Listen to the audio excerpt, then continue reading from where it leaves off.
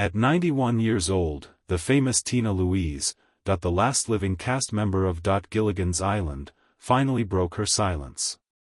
Now, those of you who watched Gilligan's Island as a child may remember Tina as Ginger, the beautiful movie star who always looks great and has that Hollywood sparkle. But what happens behind the scenes? Things weren't very exciting. Tina has been quiet for decades. But now? The quiet is over. She's telling the truth about how the network treated her. Do not leave me now. You won't want to miss a word that Tina Louise says. The unexpected trip of Tina Louise to Gilligan's Island. Tina Louise's trip to Gilligan's Island did come as a surprise. Before that phase, you know that Tina Louise was living her best life on Broadway, right? She's out there having a good time. Carol Burnett is in this big hit show called Fade Out, Fade In, you know, the famous comic queen. Tina already has that charm, that spark, that glow that you can't miss. She has bright red hair, a strong voice, and she seems to know exactly who she is as she walks around. Also, why wouldn't she? It wasn't some Tina Louise was an experienced actress who had already been in a few movies. She was a newcomer looking for her big break. She tried her hand at movies and even won a Golden Globe for God's Little Acre. So, she was already someone in the business. People looked up to her. She was very good at what she did. West End, that spot wasn't just a rest stop, it was her lane. This is where the story gets interesting. Take a turn. She is backstage one night after a show, winding down and maybe touching up her makeup, making up or drinking water, and all of a sudden, TV directors show up. From nowhere. Besides, any makers will do. These were the people who were making a brand new humor show. The show that would become one of the most famous comedies of all time was Gilligan's Island. When they looked at her, they knew right away that she was Ginger Grant. That was it. The style, the confidence, she looked good on screen, she had it all. And they wouldn't stop. Their plans were clear, they wanted her. Tina had a clear memory of that time. That's right, you thought Gilligan's Island was just fun, sun, and coconut radios. At 91 years old, Tina Louise just dropped a shocker, and let's just say, not everything it was all going well behind the scenes. What really happened on that little island set? Stay put, because Tina just told you something that changes everything you thought you knew about this old show. When she was interviewed many years later, she said, "I was on Broadway with Carol Burnett in Fade Out, Fade In when they came backstage to see me. That was the start of it all." They pretty much saw her as the living, breathing image of old-school Hollywood glitz. They were not going to accept no as an answer. It gets even more interesting after this. Tina didn't take the offer right away. Not even close. In fact, she thought about it. Plenty. Look, they gave her a very different idea of what Ginger would be like when they told her about the part. They said she would be classy, smart, and a deep woman. It wasn't only about eyes. This figure wasn't meant to be a pretty girl on an island or someone who likes candy. Layers, a smart and stylish person who got lost on an island by themselves. What about the show? There was no way it was going to be a ridiculous comedy. They told her it would be more realistic, a story about 7 people who are trying very hard to stay alive and get off the island. What? That's the show they tried to sell her. Because Tina is such a thoughtful person, as the careful actress that she was, she began to think about her choices. She was more than just a pretty face. They want to get big. She had learned serious acting and had worked with the famous Uta Hagen, and she cared deeply about the parts she played. That's why the thought of cast in a certain role scared her to death. Playing Ginger put her in the sexy redhead box for good? Should Hollywood ever pay attention to her again? A lot of women from that time had it to be worried about, and it was real for Tina. Also, don't forget that TV wasn't around back then. This glitzy A-list scene it is now. Still, it was seen as a step down from movies. Like where you went when you couldn't make any more movies. Her agent told her about that very thing. "Look, don't be surprised if you do this TV thing," he said. "If the film gets dry, yikes. That is a risky thing to do for anyone, but especially who had just come back from making movies in Paris and living the dreamy life of an artist in Europe. Do you think it's wrong for her to be afraid? What made her change her mind? Okay, it wasn't just the praise or the attention. Tina wasn't ready for that at all. What turned things around? The directors told her the show would only last a certain amount of time, which was all she needed to hear. 6 months. 6 months. That's it. A short-term job. Going in and out. Not a long-term promise. That it seemed possible. Not even harmful. Like something quick she could do before going back to more important parts. And let's be honest, the regular pay didn't hurt either. Movies and plays can be a little uncertain, but a TV show? At least for a while, that was a steady source of income. She agreed, so she signed up. For some reason, she thought she was taking a shortcut. A little test that was fun, maybe a take a break from the heavy stuff. She didn't know it, but she was stepping into the part. That's what people would remember about her for the rest of her life. As a result, Ginger Grant became an icon, a picture that TV fans all over the world will always remember. What about Tina? Okay, no matter how she felt about it, she would always be known as the Gilligan's Island movie star. Character conflicts and creative conflicts. Tina Louise was thrilled when she agreed to on Gilligan's Island, "You should play Ginger Grant." However, from the start, everything began to go sideways. When you sign up for something, you might think you're getting one thing, but then when you get there, it feels very different. That's what Tina went through. Ginger had told her she would be this beautiful and loving bombshell, like a mix of Lucille Ball's charm and the attraction of Marilyn Monroe. You know, flirty, funny, and attractive, the kind of person people want to see on TV would love right away. She then went to the set, looked around, and talked to the director. And her jaw dropped to the ground. Why? It was because the director had not the same idea. He wanted Ginger to be smart-alecky and almost cold, not at all the Tina had been promised a warm and beautiful character. Just think about how annoying that must have been. When you sign up for this character, you find out that they want to change her into someone who is mean and not very nice. Tina wouldn't have it. Not at all, like. In her own words, she was so mad that she said, "I didn't even want to work on it anymore." And who could really blame her? She thought the whole point of the show was that it was funny and cute. Everyone in the group of castaways would be thrown off if Ginger turned into this mean, withdrawn person. It gets even better, she was so upset that she went straight to the top. Don't mess around. This is not something you do. Tina set up a meeting with the head of CBS. Unless you're really set on your point of view. She laid it all out in that meeting. She telling the executive, "Look, this character isn't what I was given, and I don't think people will relate to someone who is all dolled up but has a bad mood, and you know what?"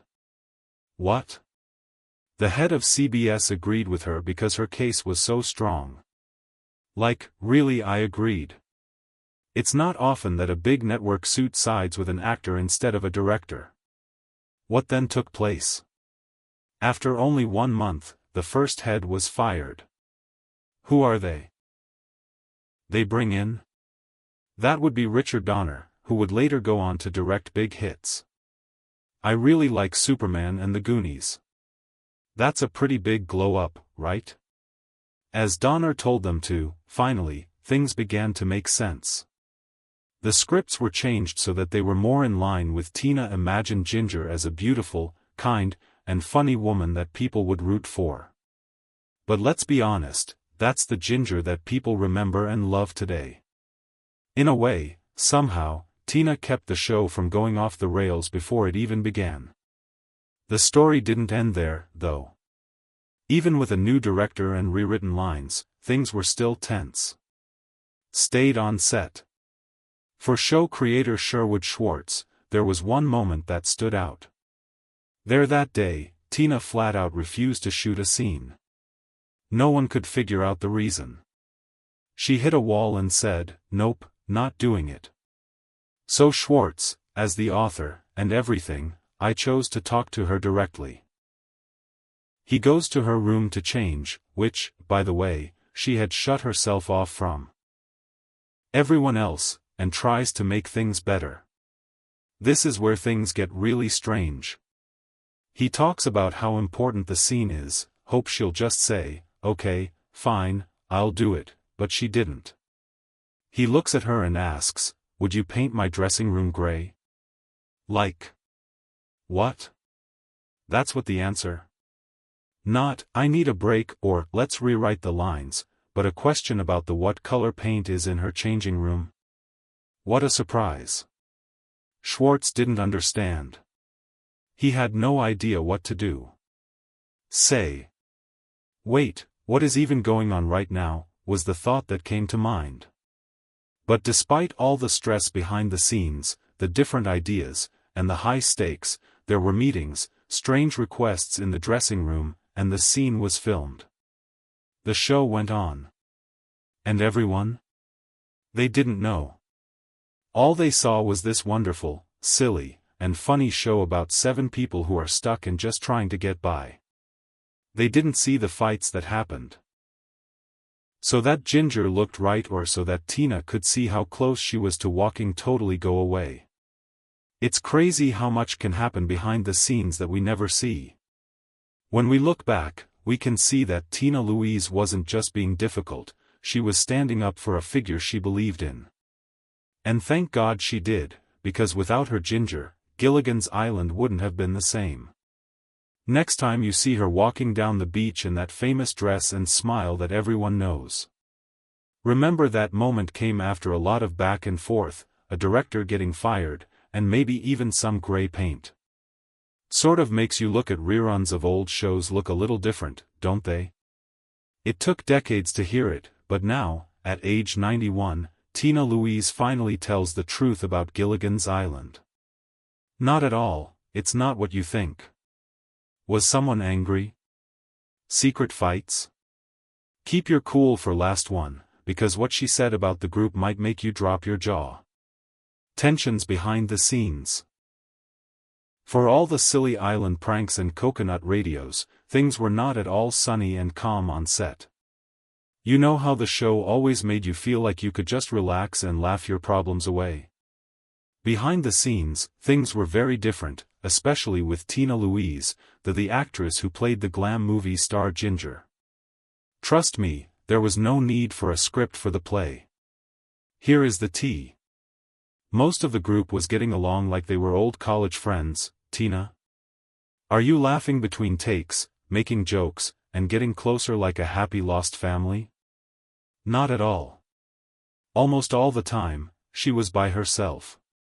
Really, really. People who went to the set say that while the rest of the crew sat around and joked and talked like it was summer camp. And Tina would be sitting by herself, not laughing or taking part. Just, different. There was more to it than just, "I need a minute to myself." It was be consistent. It was her thing. And people knew about it. Why did she act that way? Was she quiet? Was she having a bad day that lasted for 3 seasons? Not really, though. There were rumors that Tina didn't really want to be on the show in the first place. Yes, it was said that she thought the show was too low for her. Think about being stuck on a beautiful island set like that, with likable people and feeling stuck in a bad job move.